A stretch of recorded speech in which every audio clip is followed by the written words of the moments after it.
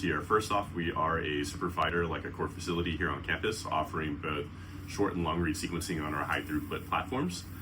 Second arm of what we do is we provide a lot of equipment and access technologies for people to prepare their samples so that they can go onto these sequencers. So this includes instruments for sample prep, extraction, QA, QC, and quantitation. These are all important pieces to creating a good sample before you sequence, but they can be expensive and inaccessible for individual labs. And so by having one common location becomes this nice shared resource that people have access to.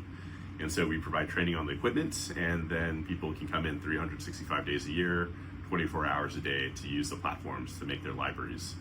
And the last arm of the CAD is that we also have an R&D arm that essentially develops new technologies and methods in the NGS space, things like around bulk sequencing, single cell sequencing, and spatial applications, to address challenges that current methods aren't addressing for researchers, and then try to disseminate these methods out to the community.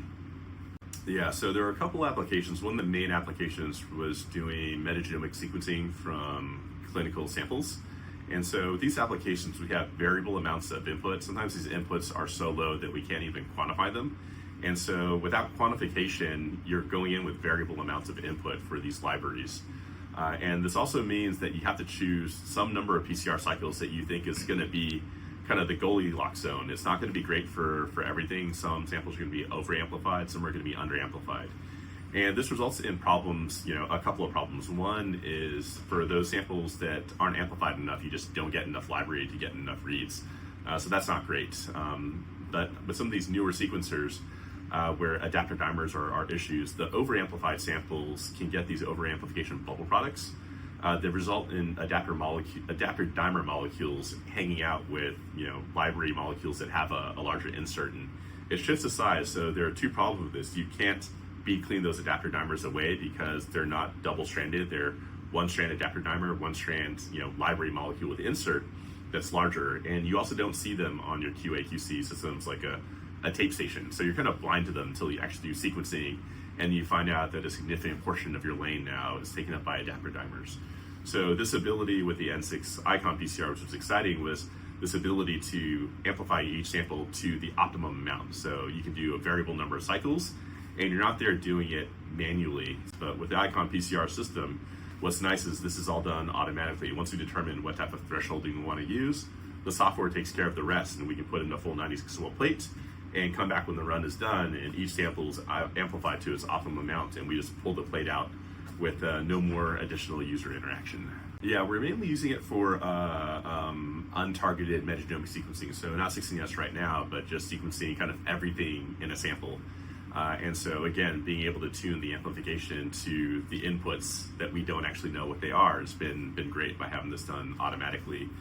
The other thing that we are using the system for is getting the quantification information from the system to generate pooling rules or pooling formulas. And so in this case, we don't have to do a separate quantitation after PCR. We can take the readings off the instrument and get pooling volume so that we get a equal amount from each sample right after PCR. And then once this is done, we can do a single tube cleanup of that pool and then run a final QA/QC and then go on to a sequencer.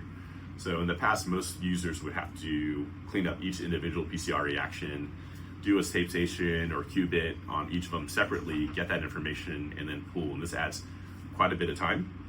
The other issue is that the pooling that we would have to do before when we use equal numbers of cycles of PCR could result in some samples where we need to pool like 0.2 microliters, and other samples, all the volume, like 20 microliters. And so this huge range of volumes you have to pool is also a pain. Whereas with the iconPCR, because every sample is within one PCR cycle, essentially we're just pooling over a twofold range.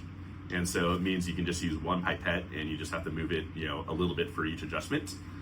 Or, if you're okay with samples being within twofold of each other, you can just pull an equal volume with a multi-channel going across a 96-well plate, and that's just super fast and easy. In the past, for some of these larger scale experiments, we have a lot of samples. What we've done is after the PCR reaction, we pulled an equal volume of each sample, done a cleanup, and then run a small scale pilot sequencing run to see how many reads we're getting per sample. This effectively gives us a relative quantification for the cost of a low cost benchtop sequencing run, which is a couple $100, but we can pool an arbitrarily amount of samples. Some of our users have pooled over 1,000 samples at a time. And so, 1,000 samples run onto a benchtop sequencer, results in a cost that's very low, but it did add a lot of time. You have to wait for that benchtop sequencer to finish running. And you still have this issue of some samples being underamplified, some being overamplified, some having these bubble products that carry over adapter dimers. Now with the N6, after thermocycling, we can go directly into a pooling reaction, clean that up, and go onto production sequencer. So it essentially gets rid of the separate quantitation step that we had to do for each individual sample. And again, some of the users were doing maybe qPCR on each individual sample to get quantification. Sometimes they're running tape station runs on each one, or qubit runs on each one. Again, this adds time and cost. And so for the cost of just spiking in a little bit of cyber grain into your assay, we get that quantification essentially immediately after our PCR indexing reactions finished. Yeah, so it cuts down considerably on labor time and also on those quantification consumables that we used to have to do on each individual sample. Again, whether that is a separate benchtop, productions or benchtop sequencing run to get quantification information, or your separate, electrophoresis reactions or qubit reactions. So all that gets cut off, as well as all the labor that's involved in doing that. So those are some huge benefits. And then even on the sequencing side, because we're getting rid of any adapter dimers that are carrying over because we're not over-amplifying samples, that's also increasing the amount of samples we can squeeze into each sequencing run, because we don't have to factor in this, some amount of adapter dimer that's probably going to sequence with our older approaches where we couldn't tune the amplification for each sample.